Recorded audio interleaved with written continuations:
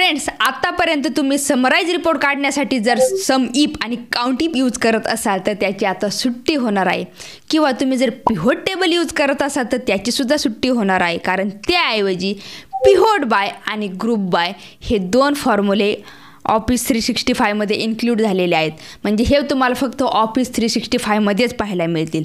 तुम्ही जर Excel user असाल तर तुम्हाला हे दोन्ही फंक्शन माहिती असणं खूप गरजेचं आहे, जेणेकरून तुमचा खूप टाईम सेव्ह होणार आहे.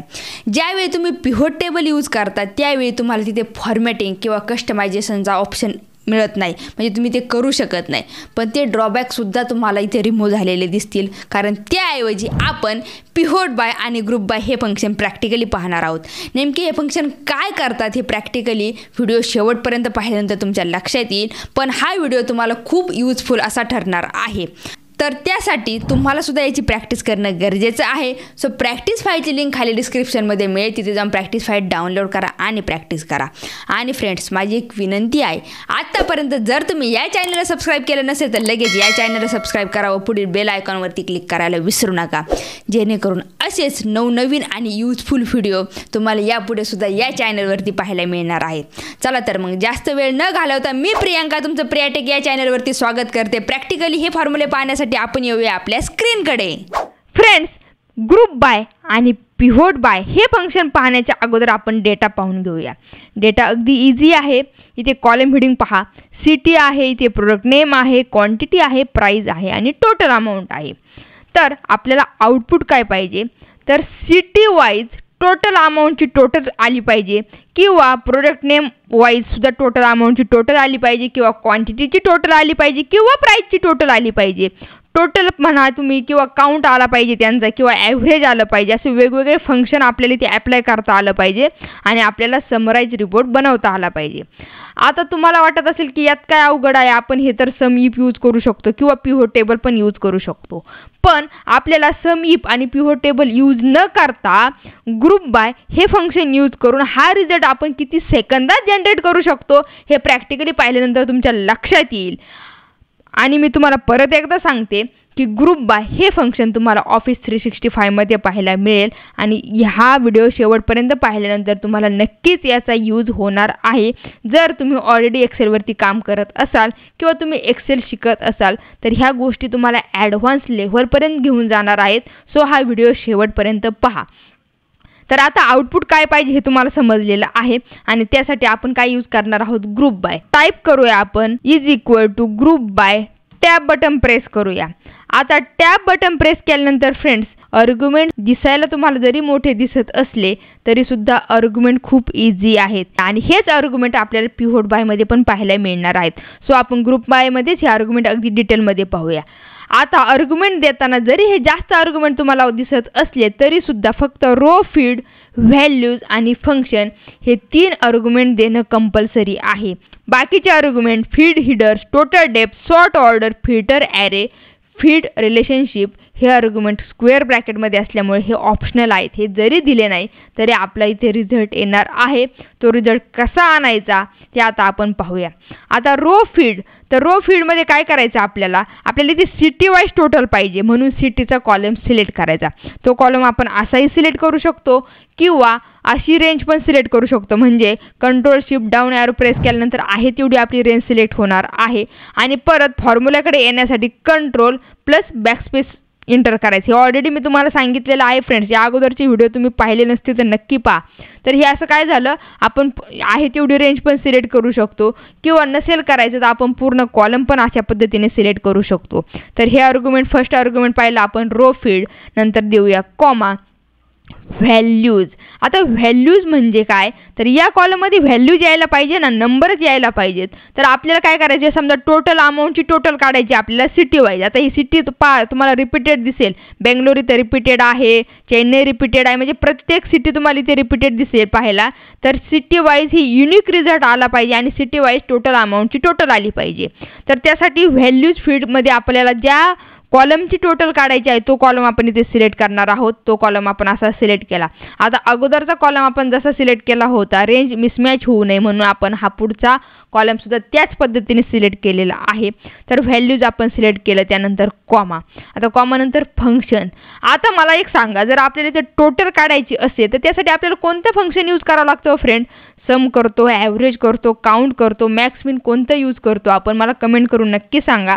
आणि माझी खात्री आहे तुम्ही कमेंट केली असेल. तर आता आपण इथे यूज करणार आहोत सम यूज करणार आहोत आपण.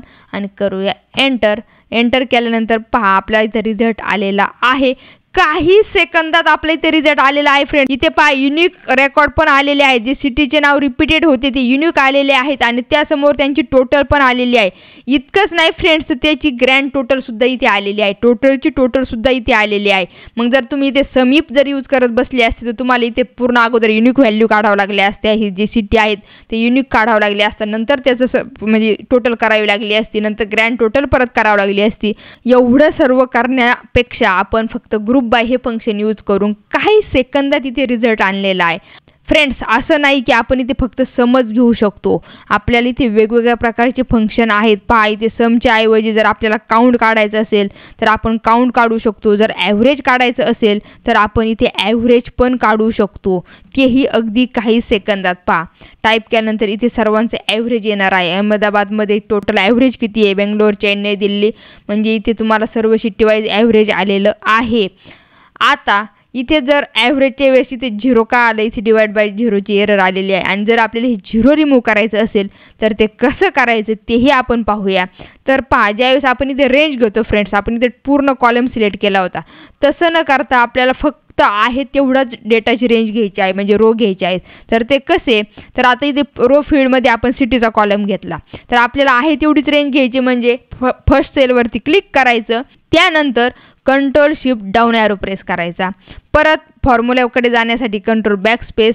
आणि इथे पहा रेंज आपण काय घेतलेली आहे, A1 to A285 अशी रेंज आपण इथे घेतलेली आहे. नेक्स्ट पहा, नेक्स्ट व्हॅल्यूजचा आहे. तर व्हॅल्यूजमध्ये सुद्धा आपल्याला त्याचप्रमाणे रेंज घ्यावं लागेल ना. तर व्हॅल्यूजमध्ये काय घेतलं होतं आपण, ई म्हणजे टोटल अमाऊंटचा. तर फर्स्ट सेलवरती क्लिक करायचं, control shift down arrow press करायचं. आहे तेवढीच रेंज आपण इथे सिलेक्ट केली. आणि आता करूया एंटर. आणि एंटर केल्यानंतर पहा इथे खाली जो 0 होता तो 0 आपला रिमूव्ह झालेला आहे.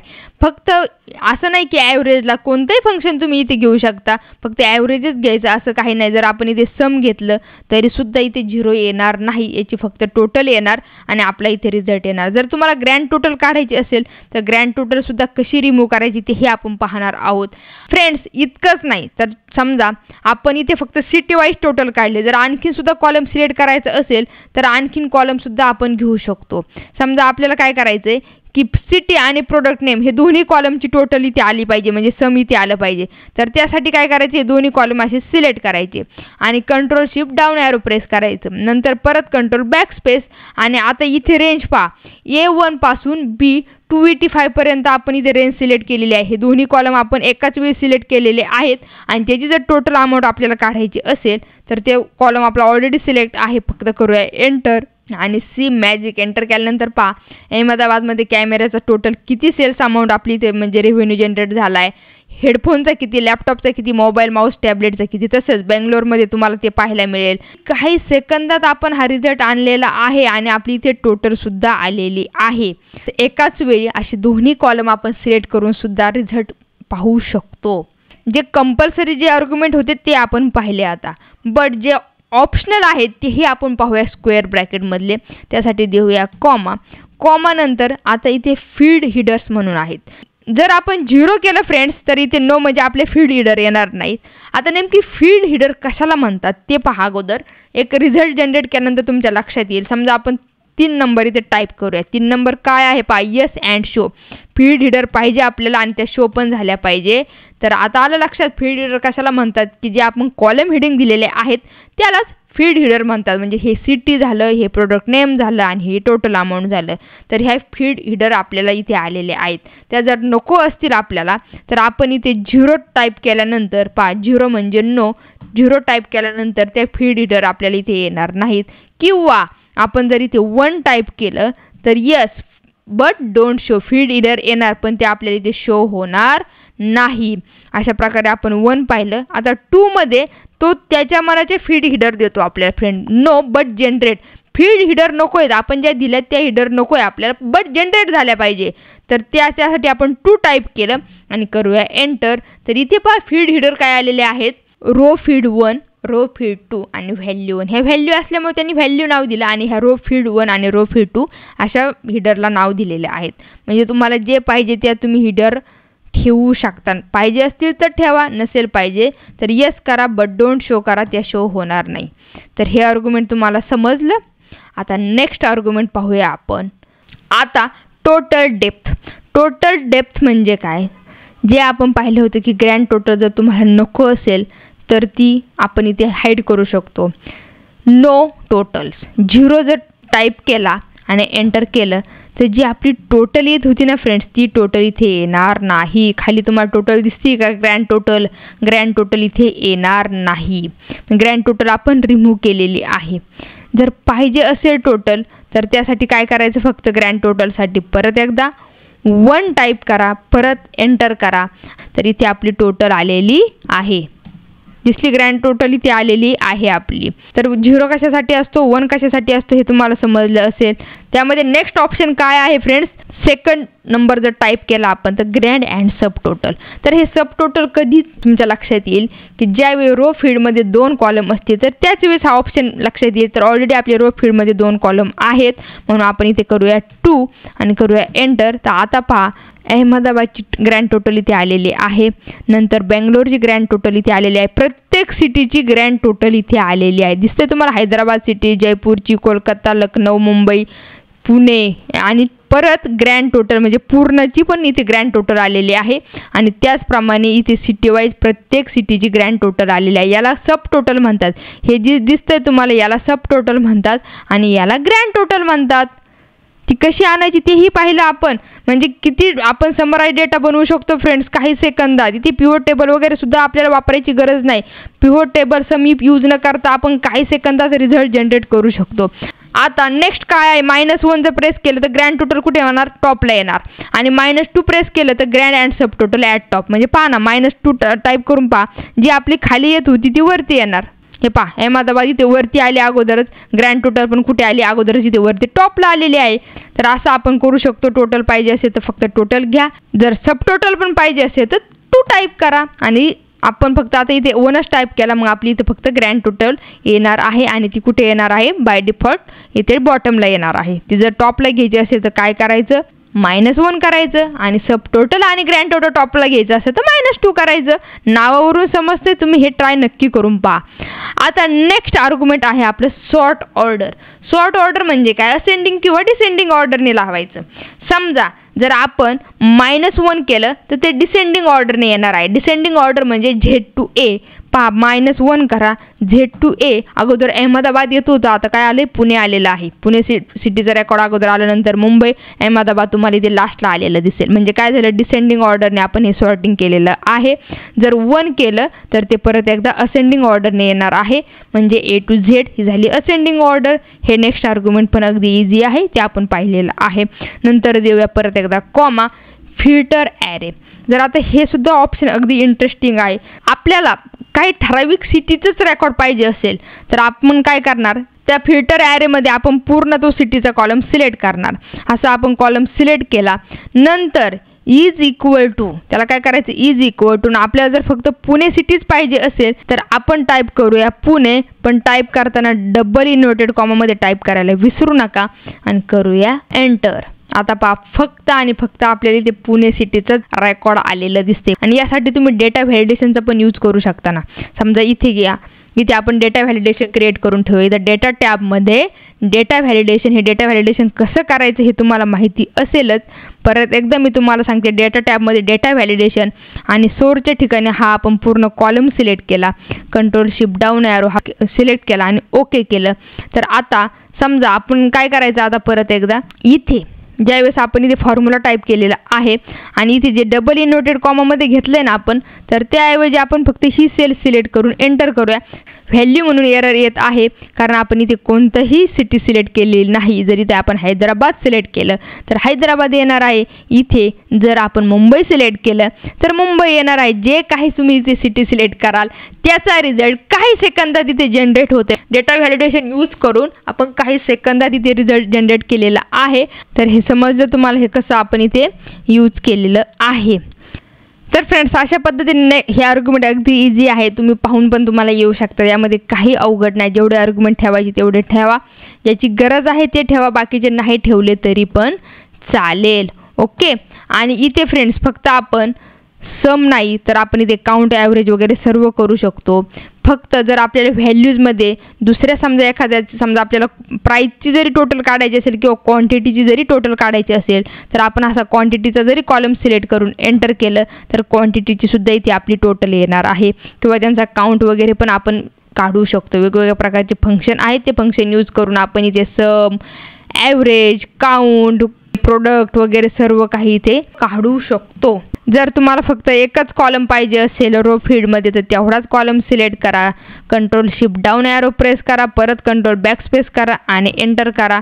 तर इथे फक्त तेवढाच कॉलमची सुद्धा काय जे तुम्ही पुढे व्हॅल्यूजचा कॉलम सिलेक्ट केला असेल त्यानुसार क्वांटिटी असेल तर क्वांटिटीची टोटल येईल. प्राईज असेल तर प्राईजची टोटल येईल. जे काय असेल त्याचा रिझल्ट तुम्हाला इथे येणार आहे. ओके. तर आपण इथे काय घेतलं आहे, क्वांटिटीची टोटल आपली इथे आलेली आहे. आता हे झालं ग्रुप बाय. पण थांबा, व्हिडिओ आणखीन संपलेला नाही.